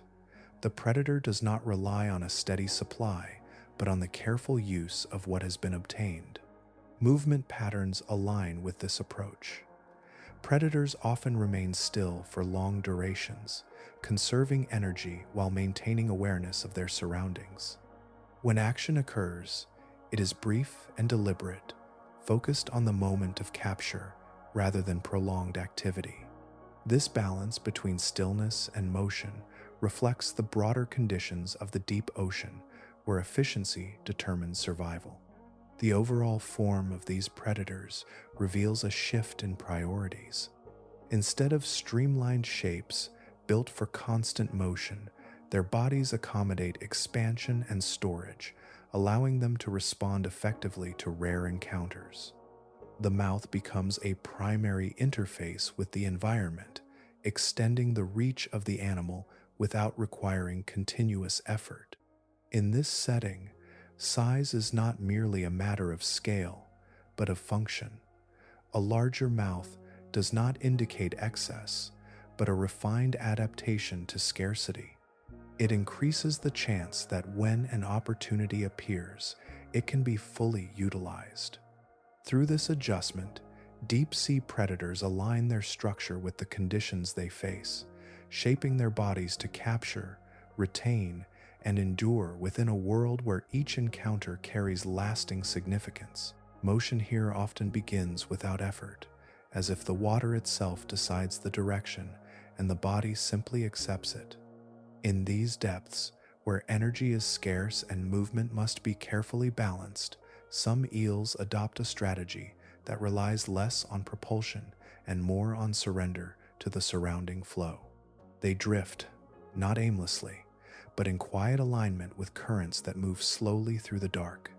These currents are not immediately visible, yet they form steady pathways that extend across vast distances. They shift gradually, guided by differences in temperature and density, creating streams that carry suspended life along with them. For an eel adapted to this movement, the current becomes a means of travel, reducing the need for continuous swimming. The body aligns itself with this flow, maintaining position within it through subtle adjustments rather than active force. The form of these eels reflects this approach. Their bodies remain elongated and flexible, with minimal resistance against the water. Fins are reduced or shaped in ways that do not disrupt the current, allowing the eel to move as part of the surrounding fluid rather than against it. Each curve of the body contributes to a smooth passage, minimizing turbulence and conserving energy with every moment. While drifting, the eel remains attentive to its environment. Sensory systems continue to gather information from the water, detecting faint chemical signals and small disturbances that indicate the presence of other organisms. This awareness transforms passive movement into a form of active observation, where the eel monitors its surroundings even as it is carried along. Feeding occurs within this state of motion. Instead of seeking out prey through sustained pursuit, the eel encounters organisms that are also moving with the current. When something passes within reach, the body responds with a brief, controlled action, capturing the opportunity before returning to its previous stillness. The transition between drift and movement is seamless, requiring little energy yet remaining effective. This method reduces the cost of survival in an environment where resources are limited. By allowing the current to provide movement, the eel conserves the energy that would otherwise be spent on propulsion. The body remains prepared to act, but does not expend effort unnecessarily. Each action is measured, aligned with the need to balance intake and expenditure over long periods. The surrounding water becomes both pathway and provider, carrying not only the eel, but also the small organisms that sustain it. In this shared movement, encounters occur naturally, shaped by the flow rather than by deliberate searching. The eel's role is to remain within this system, responding when the moment aligns, then returning to its quiet passage. Over time, this behavior becomes integrated into the eel's way of life. It is not a temporary adaptation, but a consistent strategy that reflects the conditions of the deep ocean. The body and behavior evolve together, reinforcing a pattern where stillness and movement are not opposites, but parts of a continuous process. In this drifting state, The eel exists within the rhythm of the ocean itself, carried by forces that move slowly and persistently through the depths. It does not resist these forces, but works within them, using their steady motion to navigate a world where energy must be preserved and opportunities are few. Through this alignment, the eel maintains its presence, guided by currents that extend far beyond what can be seen, shaping its path through the dark with quiet precision. Color does not disappear in the deep ocean. It changes its meaning. In a place without sunlight, hues no longer reflect what surrounds them, but instead interact with the absence of light itself. The familiar range seen near the surface fades away, leaving behind tones that serve a different purpose, shaped by how little light remains and how it travels through water. Many animals in these depths appear black, not as a simple absence of color, but as a surface that absorbs nearly all light that reaches it. Even the faintest glow, whether from distant sources or nearby organisms, is captured rather than reflected. This absorption prevents the body from revealing its outline, allowing it to remain indistinct against the surrounding darkness. The result is not true invisibility, but a form that resists detection by offering no clear contrast. Alongside this deep black, another color emerges, one that might seem unusual in such an environment. Dark red appears frequently among deep-sea species, though it rarely presents itself as it would in brighter conditions. At these depths, red wavelengths do not travel far, absorbed quickly by the water above. Without light in this range, red surfaces do not reflect visible color, instead appearing nearly black to the eyes of other organisms. This transformation allows red to function as a form of concealment. What might seem vivid in shallower regions becomes effectively hidden here, blending into the same visual field as darker tones. The body takes on a color that, under these conditions, offers the same advantage as black, reducing visibility and making the organism less distinguishable from its surroundings. The use of these colors reflects a balance between presence and absence.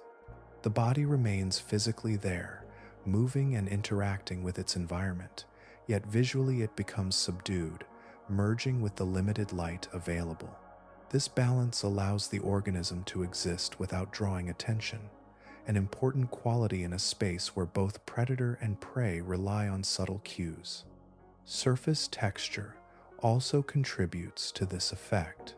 Some animals develop skin that minimizes reflection, creating a matte appearance that further reduces visibility. Light that does reach the body is not scattered outward, but absorbed or diffused in ways that prevent sharp outlines. The result is a form that does not stand out, even when illuminated briefly. Movement interacts with this camouflage in a careful way. Slow, controlled motion prevents the creation of noticeable disturbances, allowing the organism to maintain its hidden state. Sudden changes in position could reveal its presence, so actions are often measured, aligned with the need to remain as unobtrusive as possible. The body becomes part of the background, its motion blending with the surrounding water. In this environment, camouflage does not rely on matching complex patterns or colors from the surroundings, as it might in more illuminated regions. Instead, it depends on reducing contrast, minimizing the difference between the organism and the space around it. By appearing black or effectively black through dark red pigmentation, deep-sea animals achieve a form of concealment suited to the limited light available. This approach reflects the broader conditions of the deep ocean, where visibility is already constrained and small differences can determine whether an organism is detected. The use of color becomes a subtle but powerful adaptation, shaping how life interacts within this space. Through this quiet adjustment, the body aligns with the darkness, not by disappearing entirely, but by becoming less distinct within it. The eel and others like it move through a world where color no longer signals presence in the usual way, but instead serves as a means of remaining unseen, guided by the physics of light and the steady absence that defines the depths. Nothing here exists in isolation, even within the quiet distances of the deep. Each movement, each presence, is part of a larger pattern that connects one organism to another, forming relationships that are often unseen but always present. Among these connections, the eel does not remain apart, but becomes part of a network where it both hunts and is hunted in return. Larger predators move through these depths with a different scale and purpose. Some drift with long, extended limbs, their forms soft and shifting, capable of surrounding space with sudden precision. Squid, with their flexible arms and sensitive grasp, can intercept passing organisms, drawing them inward with coordinated motion. Their bodies adapt to the same conditions, allowing them to move with controlled bursts that contrast with the otherwise slow rhythm of the environment. Sharks also inhabit these regions, though their presence is often less frequent and more widely dispersed. Their movements are steady, guided by sensory systems that detect faint traces in the water. Chemical signals and subtle disturbances reveal the passage of other organisms, allowing them to navigate a space where visibility remains limited. When they encounter prey, their approach is deliberate, shaped by the same need to conserve energy while remaining effective. Other fish, larger and more robust in form, contribute to this layered structure of interaction. Some possess wide mouths and expandable bodies similar to the eels they may encounter, while others rely on speed or sudden acceleration. Each carries a different method, yet all are aligned with the conditions of scarcity and distance that define the deep ocean. Within this system, the eel occupies a shifting position. It remains a predator, adapted to capture what passes within reach, yet it is also subject to the same pressures from above. Its elongated body, while effective for movement and concealment, can become vulnerable when encountered by larger forms. The balance between these roles does not settle into permanence, but changes with each interaction.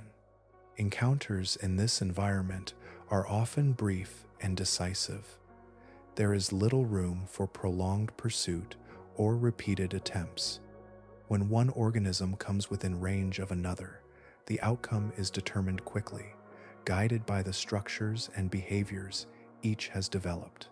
Success depends not on dominance alone, but on alignment with the moment, the ability to respond precisely when conditions allow.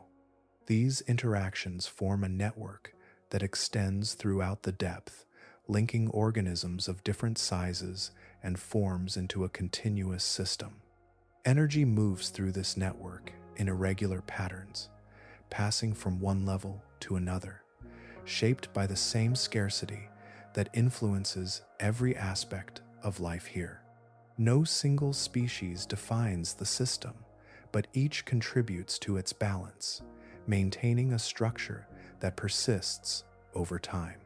The presence of predators does not disrupt the quiet nature of the deep ocean, but exists within it. Movements remain measured, interactions subtle, and outcomes often unseen.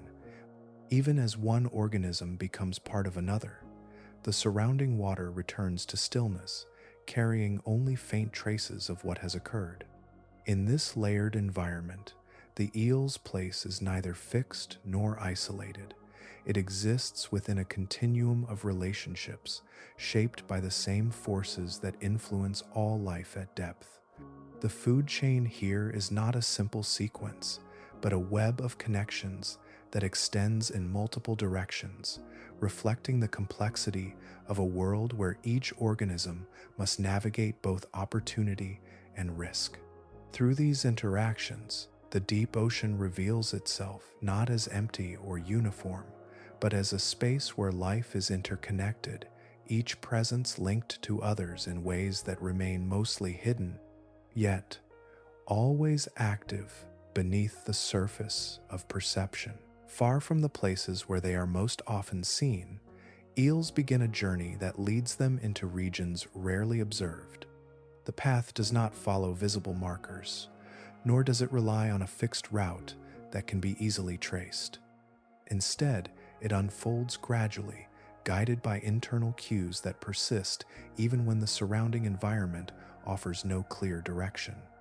Over time, individuals leave familiar habitats and move toward distant waters, beginning a migration that spans vast stretches of the ocean.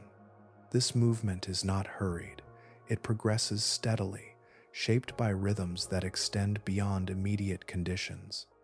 The eel's body, adapted to conserve energy and maintain endurance, carries it through changing depths and currents. Along the way, it encounters variations in temperature and pressure, yet continues forward with a consistency that suggests a deeply embedded pattern. The destination remains unseen, yet the direction holds. For many species, this journey leads to areas that remain largely unexplored.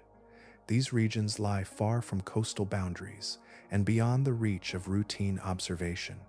Because of this, the final stages of the eel's life cycle have long remained uncertain. Individuals depart, yet their arrival and reproduction are rarely witnessed directly. What is known comes from fragments collected over time, each offering a partial view of a process that occurs at a distance.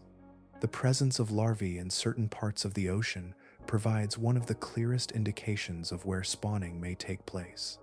These early forms, carried by currents, appear in regions that suggest a common origin, even if that origin itself is not directly observed. By tracing the distribution of these larvae, researchers begin to outline the general areas where reproduction occurs, though the precise locations remain indistinct. This pattern creates a sense of continuity that is inferred rather than seen. Adult eels leave one environment, and young forms appear in another, connected by a journey that unfolds beyond direct observation. The transition between these stages remains hidden within the vastness of the ocean, shaped by processes that continue without interruption, even when they are not visible. The reasons for this long-distance migration are linked to conditions that support early development. Certain regions of the ocean provide the temperature, salinity, and currents necessary for larvae to survive and disperse. By moving to these areas, eels align their life cycle with environments that increase the chances of successful development. The journey, though extensive, reflects a balance between the needs of the adult and the requirements of the next stage. Navigation through this process relies on a combination of internal and external signals. Subtle differences in water chemistry, variations in temperature, and the influence of large-scale currents may all contribute to guiding the eel along its path. These cues do not form a visible map, but they provide a consistent framework that can be followed across long distances. Despite advances in observation and tracking, much of this journey remains unresolved. The ocean's scale and depth limit direct access to the areas where spawning occurs, leaving gaps in understanding that persist over time. What is known continues to expand gradually, yet the full sequence of events, from departure to reproduction, remains partially concealed. Within this uncertainty, the eel's life cycle continues uninterrupted. Each generation follows the same general pattern, moving from one stage to another through pathways that are largely unseen. The migration becomes a defining feature, linking distant environments into a single, continuous process. In this way, the eel's story extends beyond any single location, connecting shallow and deep, near and far, through a movement that remains both consistent and elusive. The spawning grounds, though not fully revealed, remain part of this broader pattern, shaping a life cycle that unfolds across the ocean with a quiet persistence. Invisible pathways stretch across the ocean, shaped not by solid boundaries but by the steady movement of water itself. These currents form vast systems that connect distant regions, flowing slowly yet persistently over immense distances. Within these shifting routes, eel larvae begin their earliest journeys, carried not by their own strength, but by the motion of the sea. At this stage, movement is not directed in the usual sense. The small, translucent forms remain suspended within the water column, their position determined largely by the currents that surround them. These flows vary in speed and direction, sometimes forming broad loops that circulate across entire basins, sometimes narrowing into streams that guide particles along more defined paths. The larvae become part of this movement, traveling wherever the water leads. As they drift, they pass through regions that differ in temperature, salinity, and depth. These changes occur gradually, shaping the conditions they experience without disrupting the continuity of their journey. The larvae remain adaptable, their development unfolding alongside the shifting environment. Growth does not depend on a fixed location, but continues as they are transported across the ocean. This mode of travel allows eel populations to extend far beyond the areas where spawning occurs. By entering these currents, the larvae can reach coastlines, river systems, and other habitats that lie at great distances from their point of origin. The ocean, in this way, becomes a medium of distribution, connecting separate environments through a shared system of movement. The direction and extent of this dispersal depend on the structure of the currents themselves. Some pathways carry larvae toward continental margins, where they may eventually encounter shallower waters and begin the next stage of their life cycle. Others may lead them into open regions, where the journey continues until conditions align with the requirements for further development. The process is not uniform, but varies with the patterns of the ocean's flow. Over time, this dispersal contributes to the wide distribution of eel species across the globe. Populations appear in places that are not directly connected by land, yet are linked through the movement of water. The larvae, carried across these distances, establish new presences in environments that differ from those of their origin, adapting as needed to local conditions. This connection between currents and migration creates a system that operates continuously, linking generations through shared pathways. Adult eels return to distant spawning areas, and their offspring are carried outward once more, repeating the cycle. The journey is not guided by landmarks or visible routes, but by the underlying structure of the ocean itself. Within this system, the larvae remain passive travelers in one sense, yet their presence within the current is not without consequence. As they move, they contribute to the distribution of life, extending the reach of their species across multiple regions. Their development continues throughout this passage, preparing them for the environments they will eventually inhabit. The ocean currents do not act with intention, yet their influence shapes the patterns of life in profound ways. They create connections where none are visible, allowing organisms to move between distant locations without direct effort. For eel larvae, this movement becomes an essential part of their existence, guiding them through a journey that spans vast distances and links separate parts of the ocean into a single, continuous system. Through this quiet transport, the eel's life cycle extends outward, carried by forces that operate on a scale far larger than any individual. The currents provide both direction and opportunity, shaping a path that leads from one stage of life to the next, across the open expanse of the sea. At the farthest reaches of the ocean, where depth extends into narrow trenches and the seafloor drops into long, enclosed basins, life continues in forms that remain only partially known. These regions approach what are often called haddle depths, areas shaped by geological forces that create some of the most extreme conditions on the planet. Within these spaces, certain eel-like fish appear, carrying familiar elements of the elongated body while adapting to an environment that differs even from the deep zones above. The descent into these trenches brings a further increase in pressure and a continued absence of light. The surrounding water remains still, with little variation across time, and the landscape is defined by steep slopes and soft sediment that settles undisturbed. Here, the eel-like forms that exist are not exact replicas of those found higher in the ocean, but relatives that share structural similarities while expressing them in ways suited to these depths. Their bodies often remain long and flexible, yet may appear even more reduced in density, with tissues that allow them to move without resistance through the heavy water. The outline becomes simpler, avoiding features that would require additional energy to maintain.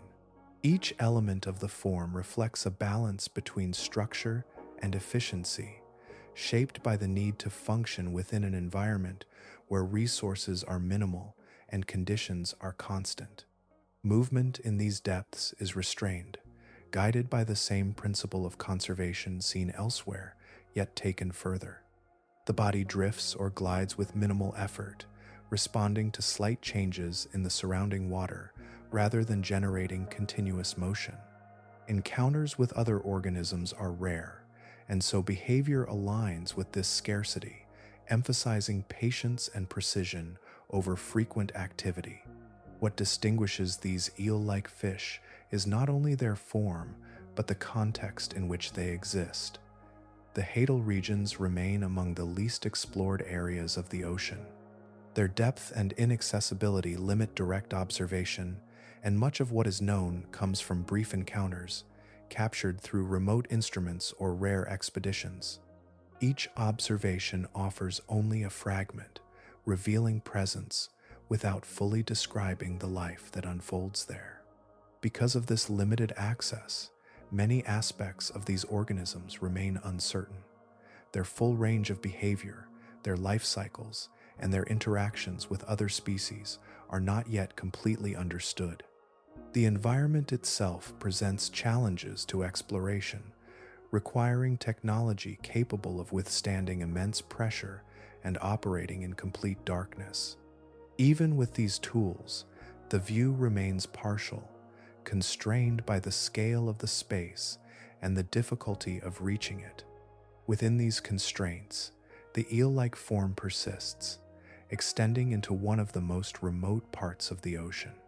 It carries with it the same underlying design that has appeared throughout the descent, yet adapted to a setting where conditions are taken to their limits. The body becomes a continuation of a pattern, refined through each stage of depth, now expressed in a region where few other forms are known. The presence of these fish suggests that the eel body plan remains effective even under the most extreme conditions encountered in the ocean. Its flexibility, efficiency, and ability to adapt allow it to extend beyond the boundaries of more familiar environments, reaching into spaces that remain largely unseen. In these deepest regions, the ocean continues to hold forms that are only partially revealed, their existence confirmed through brief glimpses rather than sustained observation. The eel-like fish that inhabit these depths stand as part of this hidden world, their presence quiet and persistent, shaped by conditions that remain beyond full exploration. At the edge of what can be reached, observation becomes a careful extension of presence, carried into the depths through instruments rather than direct contact. The ocean at these levels does not reveal itself easily, and so discovery unfolds through brief moments, gathered by devices that descend slowly into darkness and return with fragments of what they have seen. Within these glimpses, new eel species continue to appear, each one adding to a pattern that is still incomplete. Modern expeditions rely on remotely operated vehicles and autonomous systems built to withstand pressure and navigate without light. These machines move with deliberate precision, guided from afar, their paths shaped by careful planning and the limits of what can be sustained in such an environment.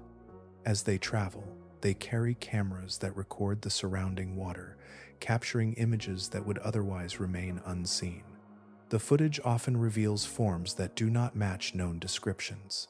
An elongated body may pass through the frame, its proportions differing subtly from those already documented. A head may appear with a shape or structure that suggests a variation not yet classified. These encounters are rarely prolonged, sometimes lasting only seconds, yet they provide enough detail to suggest the presence of something distinct. Because of the difficulty in collecting physical specimens, many of these discoveries begin with observation alone. Scientists study the recorded images, comparing them with existing knowledge, looking for features that indicate a new species. Differences in body shape, movement, and structure become clues, each one contributing to a gradual understanding of what has been encountered. In some cases, further expeditions return to similar locations, seeking to observe the same form again. Repeated sightings help confirm that the initial observation was not an isolated anomaly, but part of a consistent presence within that region. Over time, these repeated encounters allow for a more complete description, even when direct collection remains challenging. The process of discovery in the deep ocean does not follow the same pace as in more accessible environments. It unfolds slowly, shaped by the limitations of exploration and the vastness of the space being studied. Each new species is not the result of a single moment, but of accumulated observations, each one adding clarity to what was previously uncertain. Remote cameras play a central role in this process. They capture behavior as well as form, recording how these eels move, how they position themselves within the water, and how they interact with their surroundings. Even brief sequences can reveal patterns, offering insight into how these organisms function within their environment. As more expeditions take place, the number of known eel species continues to grow, extending the range of forms that have been identified. Each edition reflects the adaptability of the eel body plan, showing how it can be modified in response to different conditions.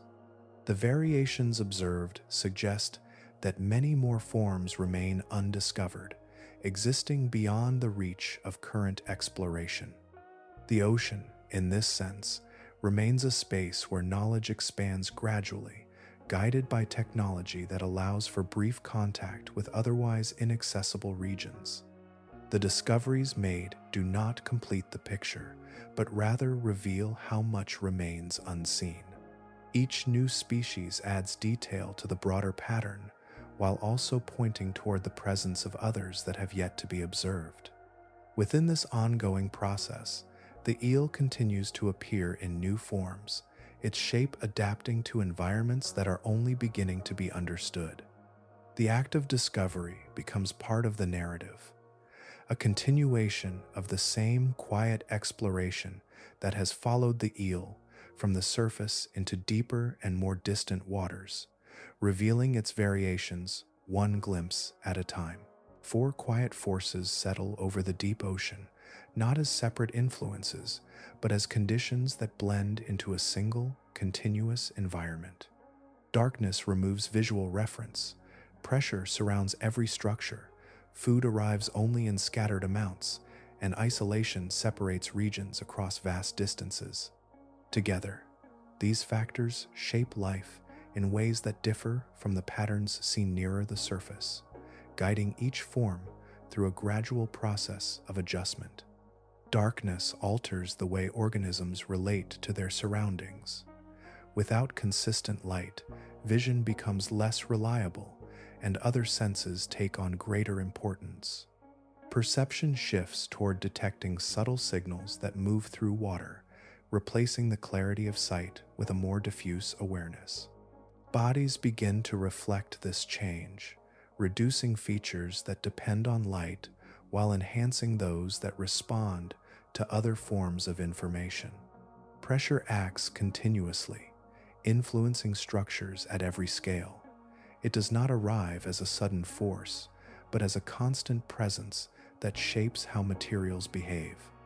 Over time, organisms adjust by developing forms that remain stable within this condition, favoring flexibility and internal balance rather than rigid resistance. The body becomes aligned with its environment, allowing it to function without strain under immense weight. Scarcity introduces a different kind of influence, one that affects both behavior and form. With limited food available, energy must be conserved, and every action becomes measured. Structures that require continuous upkeep are reduced, while those that allow for efficient use of resources are retained or expanded. Feeding strategies adapt to capture rare opportunities, and storage becomes essential for sustaining life between encounters. Isolation adds another layer, separating populations across distances that are not easily crossed. The ocean at these depths does not provide continuous pathways for interaction, and so groups of organisms develop independently, shaped by local conditions. Over time, this separation leads to variation, as each population adapts to its specific environment without direct influence from others. These forces do not act in isolation, but reinforce one another. Darkness and scarcity, together, encourage behaviors that reduce movement and conserve energy. Pressure and isolation shape structures that are both efficient and specialized. The result is a set of conditions that guide evolution along paths that differ from those found in more connected and illuminated regions. As these influences persist across generations, their effects accumulate. Small changes become more pronounced, and forms that might seem unusual in other contexts become well suited to their environment. The eel, along with many other organisms, reflects this process, its body adapting through gradual modifications that align with these conditions. The deep ocean does not impose rapid transformation, but applies steady pressure over long periods, allowing changes to emerge slowly. Each adaptation builds upon the last, creating a continuity that links past and present forms. What appears unfamiliar is not a departure from established patterns, but an extension shaped by different constraints. Within this environment, life follows a quieter rhythm, guided by forces that remain constant and pervasive. The absence of light, the presence of pressure, the limitation of resources, and the separation of space all contribute to a setting where efficiency and adaptability become central. Organisms evolve not toward complexity for its own sake, but toward forms that match the conditions they encounter. In this way, the deep ocean shapes life differently, not through abrupt change, but through the consistent influence of its defining features. Each organism becomes a reflection of these conditions, carrying within its form the imprint of a world that operates according to its own steady logic, far removed from the variability of the surface. Maps of the ocean often appear complete, their surfaces filled with contours and names, yet what lies beneath those outlines remains largely uncharted. Depth extends far beyond the reach of routine observation, and more than 80% of this vast space has not been explored in detail. The seafloor, the water above it, and the life that moves through both remain only partially known, existing beyond the boundaries of what has been directly seen. Exploration at these depths is limited by the conditions themselves. Pressure increases to levels that challenge materials. Darkness removes visual reference, and distance separates these regions from the surface by kilometers of water. Reaching such places requires specialized technology, capable of withstanding forces that would collapse ordinary structures. Even when these tools are available, their range is small compared to the scale of the ocean, and each expedition covers only a fraction of the space. Because of this, knowledge of the deep ocean is built from isolated observations rather than continuous coverage. A remote vehicle descends, records a segment of the environment, then returns, leaving much of the surrounding area unseen. Each descent offers a glimpse, not a complete view, and the spaces between these glimpses remain open, waiting for future exploration. Within these unobserved regions, entire ecosystems may exist without having been documented. Communities of organisms can form around geological features, sustained by sources of energy that differ from those found near the surface. Some rely on chemical processes rather than sunlight, drawing energy from compounds released by the Earth itself.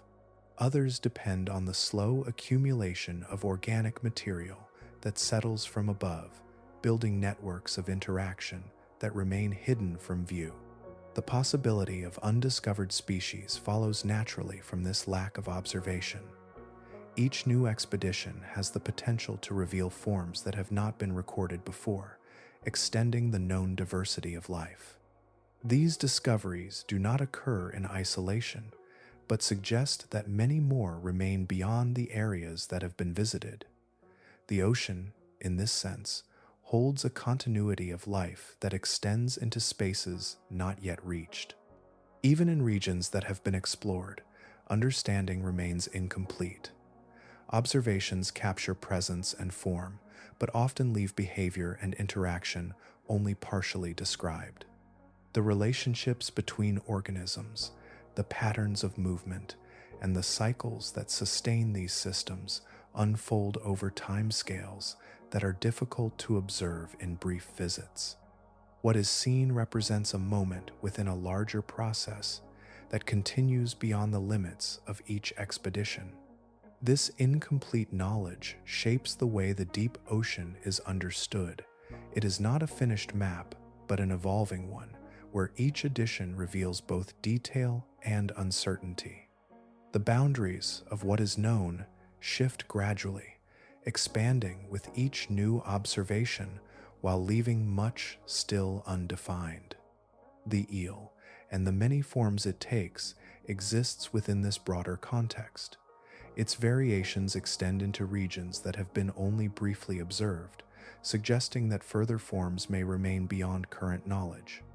The patterns seen so far provide a framework, yet they do not represent the full extent of what exists. In this vast and largely unexplored space, the ocean continues to hold structures, systems, and organisms that remain beyond direct observation. The depth itself becomes a barrier and a guide, shaping both the life within it and the pace at which it can be understood. Each exploration adds a small portion to the whole, revealing a world that is not hidden by intention, but by scale and condition.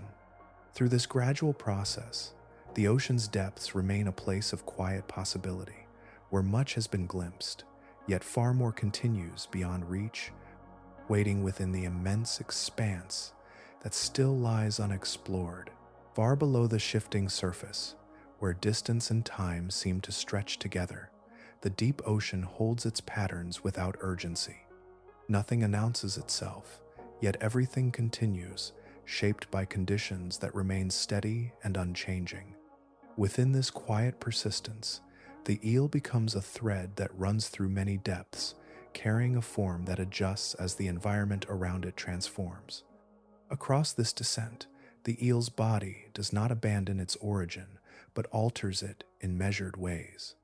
Length extends or refines, structures expand or soften, and proportions shift in response to the pressures encountered along the way. Each variation reflects an adjustment to a specific set of conditions, whether it is the fading of light, the increasing weight of water, or the rarity of nourishment. These changes do not occur suddenly, but accumulate across generations, forming a gradual progression that connects one depth to another. Time plays a central role in this process. Over millions of years, small differences become established features, carried forward through continuity rather than interruption. What appears unusual in one moment is the result of countless preceding adjustments, each one aligned with the environment in which it arose. The eel's form, in all its variations, represents this long sequence of change, shaped by forces that act consistently over extended periods. As depth increases, familiarity gives way to forms that seem less aligned with expectations formed near the surface. Bodies become more delicate or more expansive, movements more restrained or more precise, and structures extend beyond proportions that once seemed balanced. These changes are not arbitrary, but reflect the conditions of the environment where different constraints guide the development of life. The absence of light, the presence of pressure, and the scarcity of resources all contribute to this shift. Each factor influences how organisms exist, shaping their bodies and behaviors in ways that align with survival under these conditions. The eel, moving through these layers, reveals how a single body plan can adapt to a wide range of environments, extending its form into new expressions without losing its underlying continuity. Even with these observations, much remains beyond direct understanding. The deep ocean continues to hold regions that have not been explored, where life persists without being recorded. Within these spaces, additional forms may exist, carrying variations that have yet to be seen. The patterns observed so far suggest that the range of life is broader than what has been documented, extending into areas that remain inaccessible. The presence of these unknowns does not disrupt the continuity of the system, but adds to its depth. Each known form becomes part of a larger context, one that includes both what has been observed and what remains beyond reach. The eel, in its many variations, becomes a guide through this complexity, illustrating how life adapts while also hinting at what lies further within the unseen. In this way, the deep ocean remains a place where understanding is always partial, shaped by the limits of observation and the scale of the environment. The quiet persistence of life continues regardless, unfolding according to patterns that are steady and enduring. Far below, beyond the range of light and routine exploration, movement continues in silence. Forms drift, adjust, and endure, shaped by conditions that have remained constant over time.